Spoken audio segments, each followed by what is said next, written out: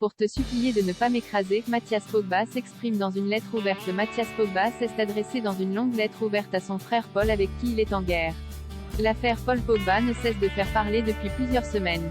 Pour rappel, Mathias Pogba, le frère du champion du monde, avait partagé une vidéo sur les réseaux sociaux en promettant de faire des révélations explosives sur ce dernier. Les avocats de Paul, eux, ont contre-attaqué en affirmant que le sportif français avait été victime de tentatives d'extorsion et d'intimidation répétées. Résultat, Mathias Pogba a été placé en détention provisoire après l'ouverture d'une enquête pour extorsion en bande organisée et participation à une association de malfaiteurs en vue de préparation d'un crime. 4 autres amis d'enfance de Paul Pogba ont eux aussi été incarcérés pour extorsion avec arme en bande organisée, arrestation, enlèvement, séquestration ou détention arbitraire pour préparer ou faciliter la commission d'un crime ou d'un délit.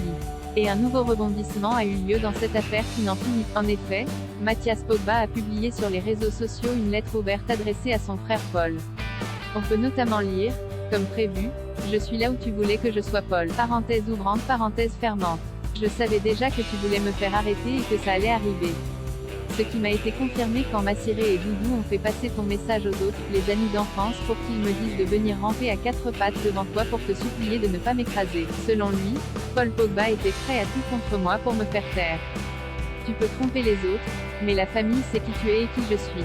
Mathias Pogba accuse Paul d'exploitation. Mathias va plus loin dans ses accusations en affirmant que Paul Pogba aurait exploité des amis d'enfance pour l'aider dans sa vie de tous les jours, exploité au noir comme un esclave pendant des années, et que maintenant tu veux faire passer un voleur pour cacher toutes les sales besognes qu'il a fait pour toi malgré lui. Combien tu as dit qu'il t'avait volé? 200 000 €, avec une carte bancaire limitée à 2 000 ou 3 000 € par mois qui servait à faire les courses de la maison et payer l'essence? En ayant travaillé pour toi pendant 6 ans?